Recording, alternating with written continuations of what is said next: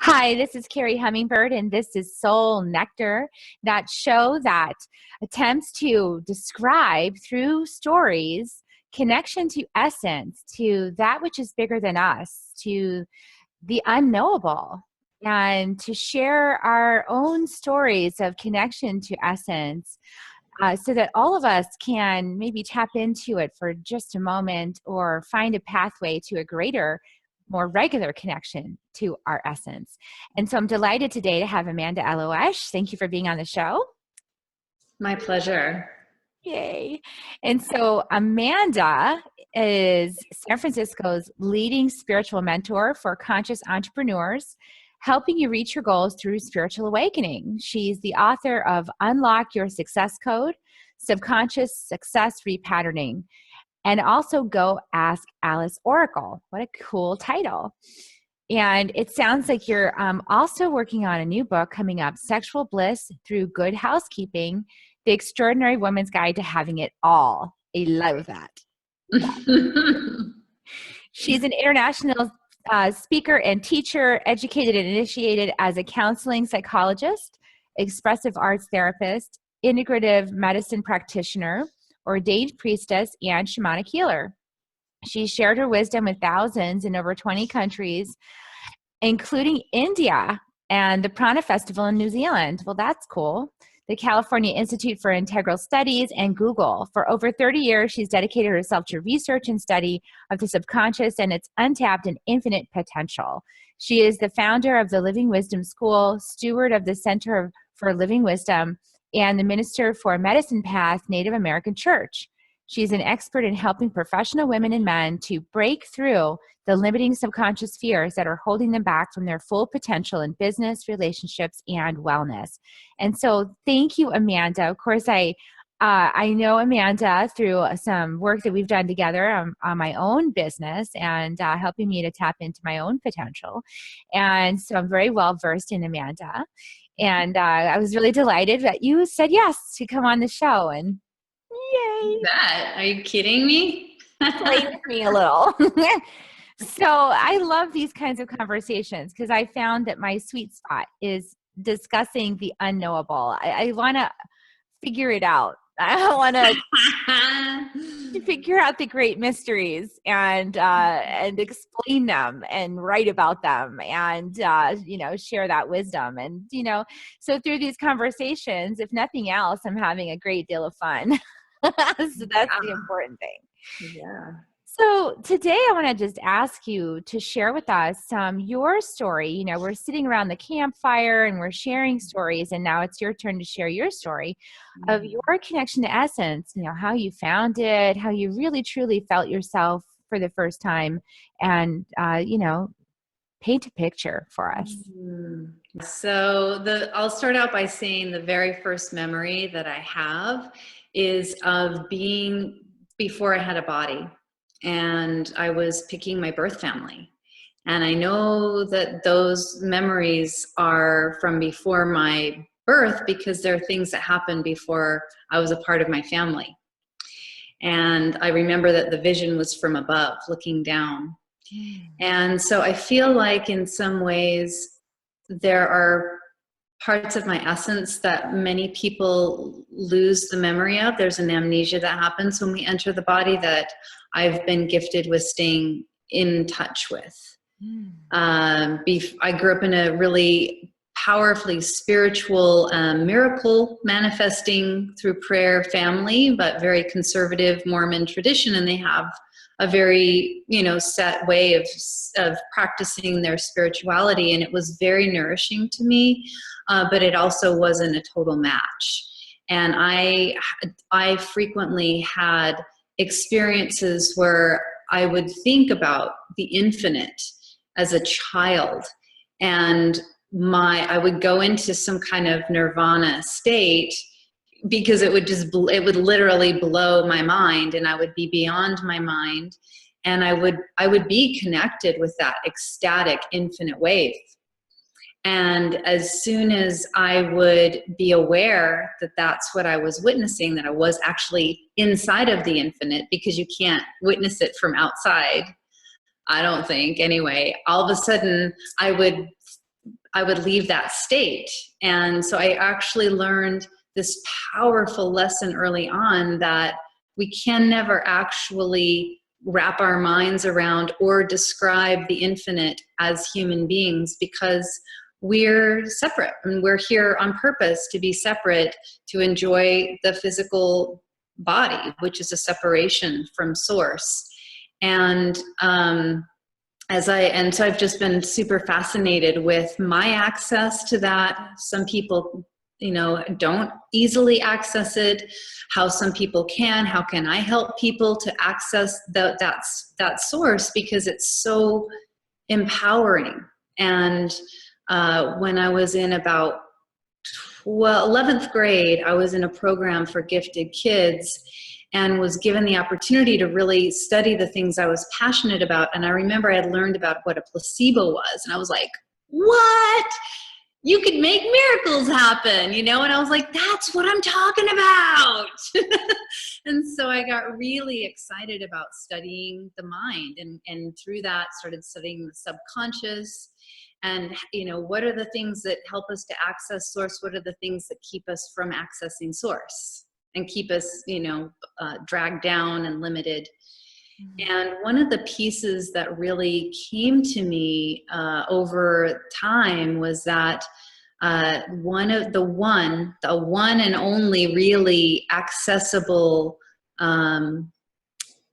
portal to source that all humans have is the imagination. Because the imagination, whether you feed it or not, it's capable of limitlessness. Like your brain doesn't get full of like new ideas, like, I'm sorry, I've already got too many ideas. I can't possibly, think of or hear about or be inspired by one new thing. It's like, no, that's the one limitless part of the human experience. And so, that makes perfect sense. And I've been studying, I learned very early on in 11th grade how to do guided imagery, which is going into the imagination. And so I just was like, well, that's how we do it. We use the imagination to hack the inside, subconscious stuff that's keeping us blocked. And we use the imagination to access source. And there's a very fine line between just, being delusional and making shit up. Right? Yeah. And actually accessing it. And so I've been really curious about that too, because some of the positive affirmations and stuff, they don't really do anything. And so I've been curious about that. So yeah, that's a very long answer. Yeah, no, I love that, because I realized that the same thing, that there's this real thing that was happening in the imagination space. Like whenever I would do shamanic journey, or certainly shamanic healing is all about the imagination. It's visualizing that you are healing something, and that you're, maybe blowing out some black smoke from your body, and you're releasing it. And as you're releasing it, you're filling up with light, and that powerful imagination is actually changing you at a cellular level, and other things too, not just ourselves. So it's amazing about it. Yeah, it's incredible. And I also agree with this sort of like, we came here to be separate. We came here to experience, what does it feel like to be me, a being amongst all of the other energy. Yeah. And I think that the extreme of that, though, is that we can forget that we actually are never alone. We are always surrounded by spirit. And I know that for me, yeah, I think I didn't have any religious training or anything like that. And so I was kind of on my own to figure out what is connection, what is universe, what is me in relation. And I think for a good part of my life, I really felt very separate and very alone. And I think a lot of people feel that way. Yeah, it's true. It's really true. Yeah. I just had that conversation with a couple of people recently, where I've had a few people say different times in my life when I've been single, like, oh, you must be so lonely. And I'm like, No. I mean, there are times that I crave human companionship, but I'm surrounded by amazing people, and I actually love my alone time, especially when I'm really like alone and feel like I can drop in with source. I feel like the holy is my beloved, and that there are all these incredible guides and allies around me who really love me, and I get constant signals that right here, right up against our skin is this whole reality that we're not separate from, but we don't really see it. And most of us only vaguely sense it in very subtle ways. And some people see or hear or sense it in more clear ways, clairvoyance, clairsentient, clairaudience. And but there we're like right up against us is this world that we're a part of that feels us, and of course has our, well, most of the time, especially if we're consciously tuning into them, they have our best interest in mind. Well, I think it's really interesting that you have this memory from before you came into this life, I know. because that gives you a lot of really profound insights. Like, it gives you the profound insight that you are not this body. You're here right now, but that this is like a temporary experience, and that you're eternal, you know, you're beyond that. And that is like an experience or an awareness that most people don't actually have. Yeah, a lot of people believe in it. And this is the thing that I find interesting. A lot of the people that I work with is that they're incredibly spiritually tuned in. They have really high vibration consciousness, and they're really tapped into source and spirit, and they can feel what they're capable of. But they have limiting subconscious patterns that are not aligned with the conscious self, and they don't match. They're misaligned, and there's a paradox. And usually the tendency is like, I'm not going to look at the thing that doesn't match up with what I believe in, because we do. That's just how the human mind works. It loves to focus on the things that support the stuff we already believe, you know, because it's predictable, and then we just ignore all the other stuff. And I found that that's really detrimental to a lot of high vibration, super mindful, super consciousness oriented healers and, you know, beings, is that if their life isn't matching up with their beliefs, then there's something that's out of alignment, and it's in the subconscious. They can't see it. And so it's super important to be a human and realize that we, you know, even though we believe in all this super high vibration conscious stuff, we're here in this body and in this lifetime to navigate the human side. You know, it's great when you've tapped in and you know that that's available, and then it's like, okay, well, let's get real and bring the parts of us that are behind, you know, lovingly and kindly, because when we do that, then it's easier to extend it to the external and be loving and kind with other people who don't match our consciousness. It's like, oh yeah, that was me last week, you know? Yeah. So, well, I think that you've had some personal journey in regards to this. Would you be willing to share some of your personal story with us? Of looking at my shadow. Yeah, like, you know, like, how did you that story? Like, you obviously, this has been your path of realizing that the subconscious was in the way. So tell us a little bit about that. Yeah, well, I'll start out by saying the one of the big stories that I'm here to heal in this lifetime is self-worth. And it's shown up in the way of relationship with the masculine. There was a murder of my aunt's, my mom's sister's husband murdered her. And it set up a pretty intense imprint in my mind about the worth of women and, you know, our relationship to the masculine. And I drew some really toxic relationships. I was married to an abusive alcoholic, and tried to rescue him for quite a while, and then realized, oh, that's not my job, finally, after a long, hard struggle. And then found myself married to a man who I just adored. We had so much fun. It was so hot and juicy and laughter and fun. it inspired other people.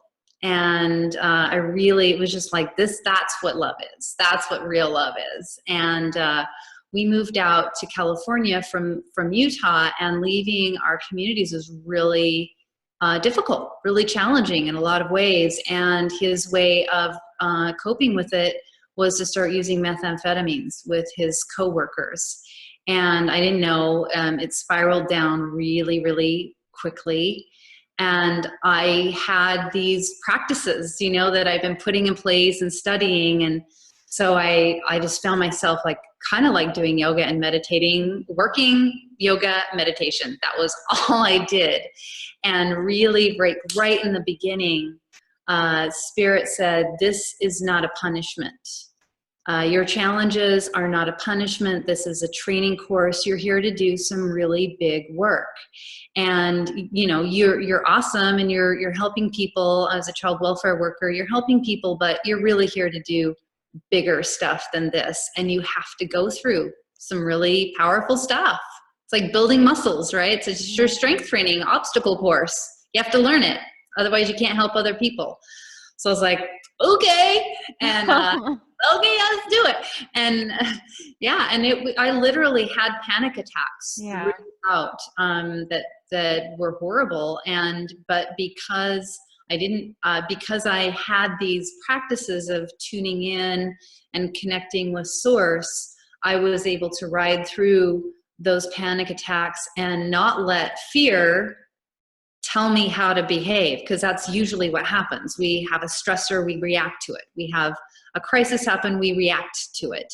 And usually fear is running the show, and at least on the subconscious. And I'm so grateful that I had access to source, who was like, by the way, we're here, you know, you're going to be fine. Just keep listening, just keep meditating. And that's all I did. I really, I was aware of what my ego wanted to do out of fear, but I would just drop in and meditate and tune in. And every time I would get guidance of what to do. And almost all the time it had nothing to do with the stimulus that was coming in. It was like almost ignoring it completely. And I was really freaked. I mean, I won't go into any details, but it was scary. It was toxic. It was traumatizing, basically. And on Valentine's Day, 2002, I was in court fighting to uphold a restraining order that I'd had to take out against my husband. And it was really intense. It was in front of a judge that I did my social work in front of. So that was like, hi, here, everything, transparent. Hi, yeah. Wow. So, yeah, and it was very humbling.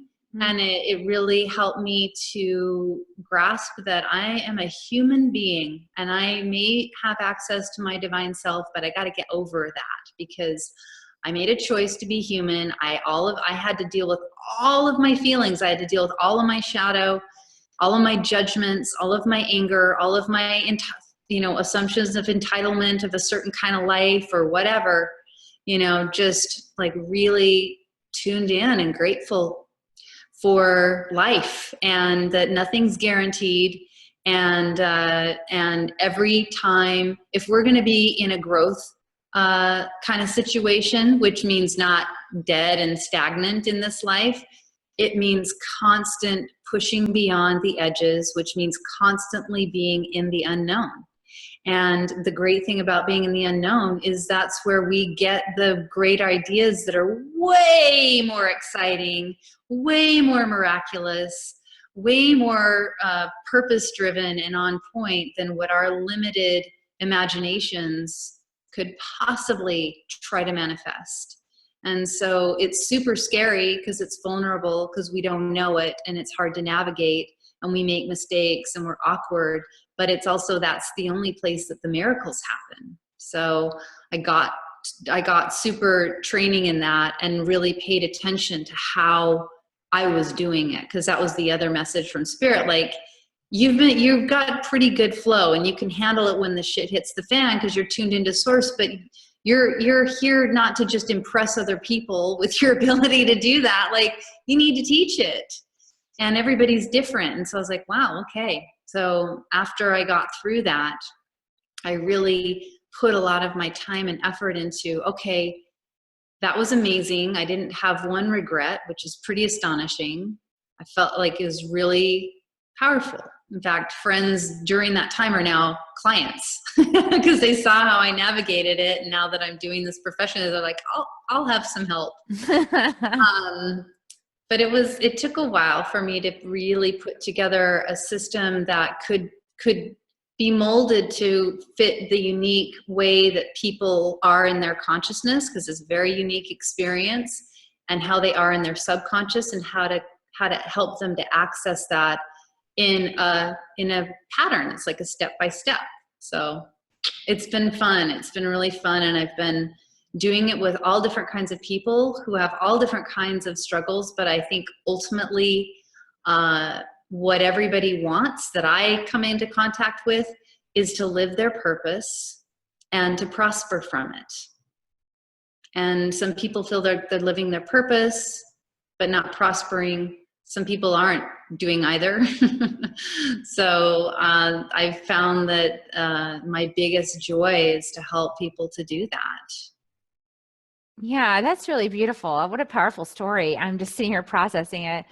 And I'm thinking about some of our conversations where I was like, but why do I have to go through this? This deep, dark, difficult passage, and, the fear, and be put in a situation where I don't know what's going to happen next, and I've got to roll with it. And, because I think all of us that are stepping out in this way as healers are going to have certain set of challenges, because without those challenges, what do you have to offer another person for guidance? You can't guide somebody through the woods unless you know how to walk through the deepest, darkest part of the woods. So you've got to be able to do that. Spiritual muscle. Yeah. And there's different ways of getting at it, I think. Oh yeah. Meditation, certainly. I know you're also involved with plant medicine, and that's another avenue of opening up and getting past the ego down into the actual. Woo! Yeah, it's definitely, so the subconscious success repatterning work, I've had many people say, wow, that was quantum. That was like, I've seen shamans, I've seen therapists, I've seen coaches, and worked on this thing for years. And sometimes in 1 or 2 60-minute sessions, they've accessed and switched things that they hadn't been accessing before. And the medicine makes my subconscious success repatterning look really slow, because at least the Wachuma, the sacred Wachuma, the San Pedro medicine that I work with, and ayahuasca as well, although she's a tough mistress. But the San Pedro really feels like this incredibly soft and gentle, like it just kind of goes in and melts all the crunchy, hard parts of us that are resistant, mind, body, spirit, all at once, to our prayer, our true soul purpose prayer. We might not even be aware of what that is, because we've got an ego prayer that's based in fear and scarcity and old stories. But that medicine I just find, for me and the communities that I'm a part of that use that medicine in a good way, it really creates clarity on what your true soul purpose prayer is, and creates a softening and opening and receptivity to it. And that's I can't, what else do you need, right? Well, you can't heal what you're not aware of. And, the awarenesses can come all kinds of different ways. So I've certainly had many awarenesses working with you, and also working with medicine. And, surprisingly enough, I even had like this really profound awareness a few weeks ago in a constellations session.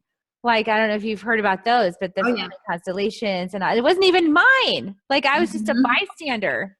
Yeah. But it was me. It was me right in the middle of it. And I was like, got an agreement that was from the first memory of my life, which was like 3 years old. And the agreement was, it's not safe to play. Mm-hmm. And I mean, it was like, because this woman was having that realization, and the facilitator was saying, did you hear what you just said? It's not safe to play. And I went, it's not safe to play. And I was like, whoosh, I was 2. It's crazy. And look at the work that you're here doing. It's really playful. I mean, hummingbird medicine, and that's another point that I've really found is that, and I've heard it summarized in your mess is your message, but, same thing, like this isn't a punishment, these challenges that we go through as children and adults, they're really, I feel like those are the choices we made. Like, I'm going to come into this life and, I need this lesson and that experience and these resources, right? To do what I want to accomplish in this lifetime. And so we drop in, and sometimes we really stay on point. And sometimes that drop in is traumatic enough and we forget, we lose the contact. But, I really see how that is a part of your whole path.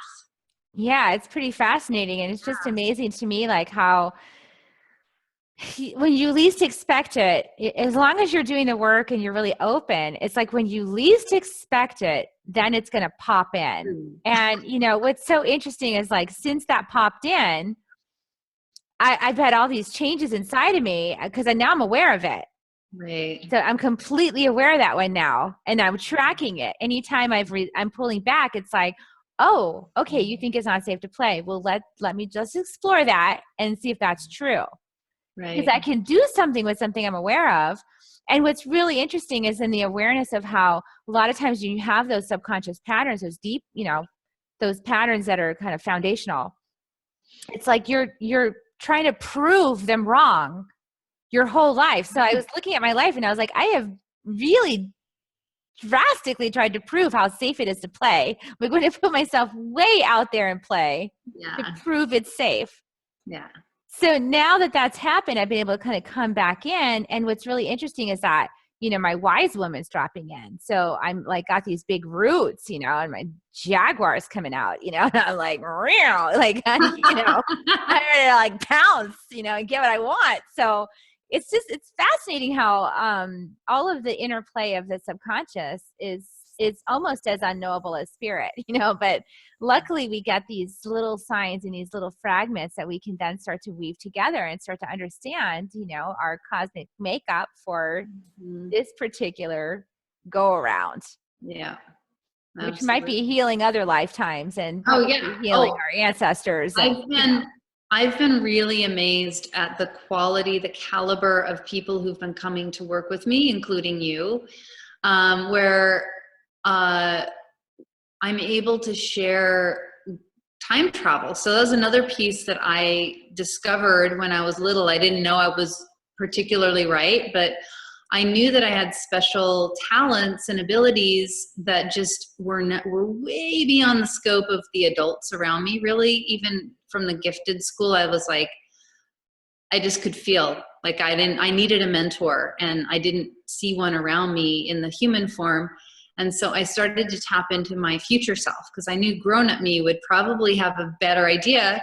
And if I had gone off path, I could guide myself, like, don't go that direction. So I would just tune in, and I never particularly knew if I got anything clearly from those tune-ins, but I could feel energies. And now that I'm a grown-up, since I've been really having these powerful conscious breakthroughs with source and how they apply to me in my life's purpose, in my path as a healer. And I frequently, especially when I'm in pinnacle moments, like sitting as a shaman with the Shipibo tribe in the Amazon with ayahuasca running through me, or these powerful moments of sound healing ceremonies or whatever it is, I take a moment to tune in to that child self and say, this is your path. And anything that feels, looks, smells, sounds like this, jump on it. And I've been able to, and I've been curious, like, can I help clients to travel in time too? And I found even on my Skype and phone sessions, they've felt powerful shifts in healing that we consciously send backwards and forwards in time, not just to their past life as or human, the past as their human incarnation, but through their ancestors and then through any previous past lives. And sometimes they've even said that they've created shifts in their living family members, like parents or aunts, Oh yeah. without them even knowing, but they've like, oh my God, that created a healing in my family.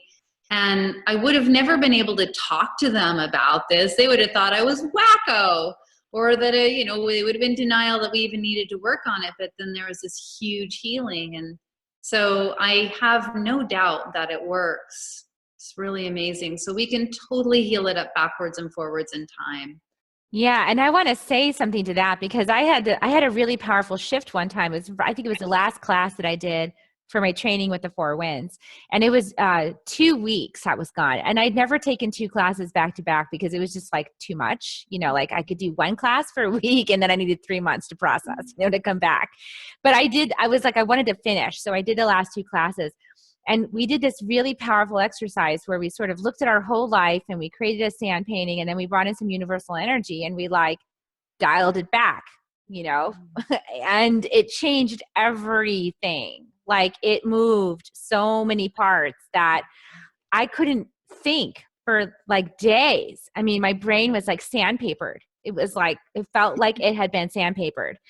And all I could do is dance around the labyrinth and like just pray and get to the center and put my head on the earth and be like, please, earth, Pachamama, help me. Like I don't know who I am. Like I'm lost. And when I got back from that, I had this conversation with my mother, and she was taking the opposite point of view about my ex-husband than she was before the trip.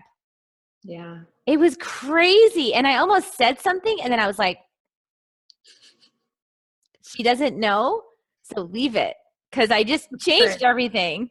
Right. I just changed time, and that affected everybody around me. Mm-hmm. And so she's not going to know what I'm talking about. Mm-hmm. I felt so insane thinking that, but I really think it's true. Yeah, we can totally change timelines because every possibility is happening all the time, all at the same time. And I have no doubt that we can do that. I've done it. I've actually gotten temporarily stuck between worlds and freaked out a little bit. That was weird. That was freaky. I was at a wedding, and everything in my peripheral vision stayed moving, but everything in front of me was frozen. And I could hear the sounds around me, but everything in front of me froze. And it was probably only happening for about 30 seconds or 45 seconds, but it felt like an eternity because I thought that I was stuck in some weird warp. And it was like very Twilight Zone. And then all of a sudden it just like snapped in and everything was back to where it was. And I was so exhausted. I felt like a raw nerve. And I've had similar kinds of experiences where like things get caught in a loop, where I'm like, wait, everything is in a loop in my tech and it's all different tech. So that's weird, or like the Matrix. It's like they changed the program. Like there's that again. There it goes. Yeah. So there's something to that. Yeah, and that's without medicine. But then with medicine, there's certainly all kinds of interdimensional traveling and stuff like that. So it's exciting, and I feel like, well, Barbara Marx Hubbard is one of my teachers. She's was a vice presidential candidate, I think in the 80s. Might have been with Walter Mondale. Anyway, her platform was to create a peace room and to use all of our brilliance in the United States to put into manifesting world peace. And of course she didn't win, but she's an amazing woman. She's an author and a speaker, and she taught a class called the Agents of Conscious Evolution. And one of the things she taught that I had already figured out that I love that she was teaching was that before every birth, there's a crisis. And if women didn't know that they were about to have a baby, it would be the most traumatic thing in their life. Sometimes it is anyway, right? Even though they know there's this miracle on the other side that they're really excited about. So And I've been really conscious of that because I've been going through, I think every single week I've felt body, mind, and spirit contractions, and I'm like, bring it on, you know, and like, let's move through this. But if you don't know, then you can get stuck. And what was the other thing that she taught? Oh yeah, so the other thing that she taught is that I really appreciated, is that no other time on this planet has there been a species that could be aware of its own consciousness and make conscious decisions about where the consciousness evolves and how it evolves. And to really value that, because our consciousness is everything. It's the one thing that makes humans special. And for very many generations, some of that specialness has just been clever, like, well, if we can do it, we might as well do it. And let's, you know, it's like, yeah, I don't know if that was the best idea. And so we're really at a place where we can watch ourselves, we can pay attention to our impact on the planet, and we can make a choice about our conscious evolution. And that includes really coming to terms with our limitations of the subconscious. I'm so sad that not more people are talking about that, but it's in the subconscious, so not a lot of people are aware. But it's really critical right now for us to really evolve our consciousness in a way that acknowledges the whole human species and our own shadow.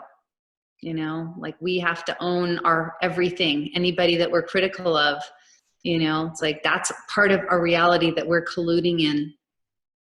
It is. You know, I know that there are some people, spiritually minded people, conscious people, that were saying that that's why the election turned out the way it did, is because collectively, unconsciously, we all decided like this was the fastest path to healing, you know, to have this experience. And, you know, if you look at it, we're definitely getting a lot more awareness.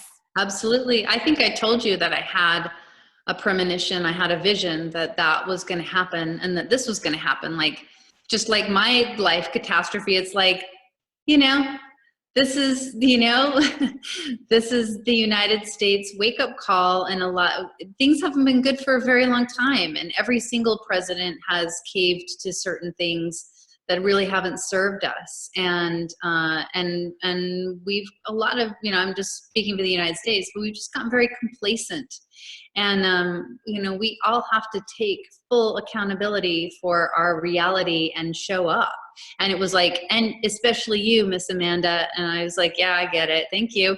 And I did. I needed that poker up the butt, you know, to get me in gear. And so I am, you know, I've made sure that my money has more integrity where it's at, you know, I don't have it in a bank anymore. I have it in a credit union and all of that stuff, just like really fully taking accountability for my behavior, seen and unseen, right? Like our money can be like the subconscious, or where we buy our food, or where we buy our things, you know, are they coming from slave labor?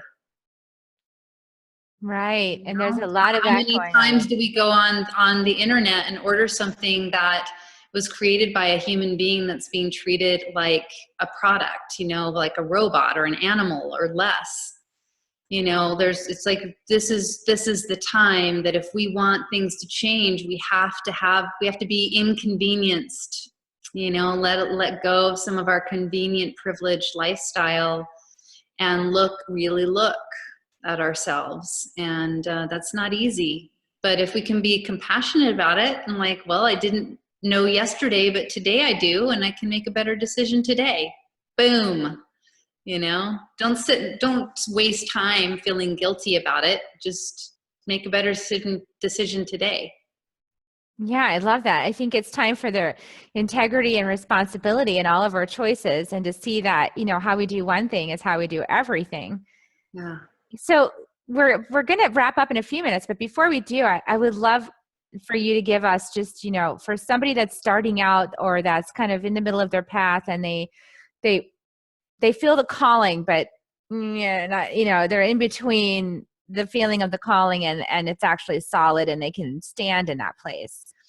What's some suggestions that you have? how they can move forward. To really find their purpose. Yeah, to find their purpose and to really step into it. Yeah. Well, the first thing is to just come to terms with the fact that it's never going to feel comfortable. It's always going to feel awkward because you're taking that next step forward and that next step forward. So as soon as you start to get comfortable, if you're really on the path of growth and being a healer and a leader and a teacher, that's what that requires. So not that you're like always, I mean, I have plenty of times where I feel joyful and relaxed and all that, but I don't ever feel like, oh, I got that figured out, So that's one. And then another is just the piece that we were talking about, which is to look at the experiences in your life that you may have formerly judged as the thing that made you feel like a victim. Something was done to you, created all this harm that ruined your life or gave you challenges that weren't fair, whatever it may be. And instead look at it as a gift, because it is. It was and it is, and it will be an amazing treasure if you look at it that way. And that and choosing to be in the humble, vulnerable unknown with a prayer for your life, asking for help, other than getting help, other than getting professional help and really exploring and clearing away the subconscious, that's the best DIY, staying curious, staying very curious, because that's how we open our mind. That's how we keep our mind open to the infinite and to the holy, is staying curious. As soon as we think we know something, we've shut the imagination down and we're limited. And I do it plenty of times, but I also am so glad that that's my main teaching, is to stay curious, because I remind myself to be curious about things. If you do that in your relationship, if you do that in your relationship with your own self and behavior, compassionate curiosity, not like interrogative curiosity, is very different. Compassionate curiosity is like, that's really interesting. I'd like to understand that better. That's what that is. Like, wow. I wonder if, or exactly. I love that, because one of my mentors, Heather Ashamara, has this whole experiments thing, run an experiment. So, just try it out, do it different for a week, and you don't have to commit to it, right, for a week, and see what it's like and see what gets uncovered, and that's how we break through our patterns and our, some of our crap that gets in the way of us being really free. So I love that. Well, do you want to tell us about your free offer? Oh, yeah. So I wrote a book about the system that I created called Subconscious Success Repatterning. And the book is called Unlock Your Success Code, and then Subconscious Success Repatterning. And I also created a guided journey that goes with it, so that if you want to do the practice, you can just listen to the journey. You don't have to memorize the book or keep trying to come out and refer to the book.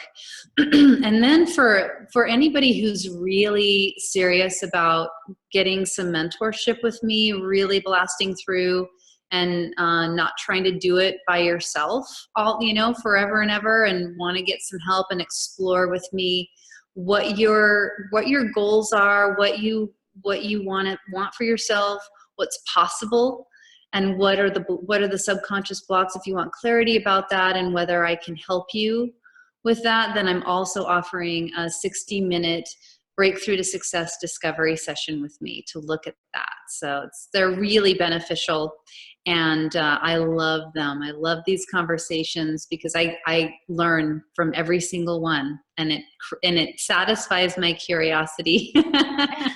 It is, isn't it fun? I love it. Yeah. That's very generous. Thank you for gifting that to our audience. And I want to thank everybody for being with us today, and to thank Amanda for sharing your stories. They've been very fun. I really enjoyed listening to you.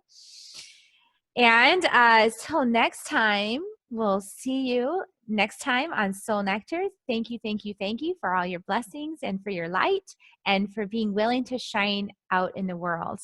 Mwah. Received. Bye.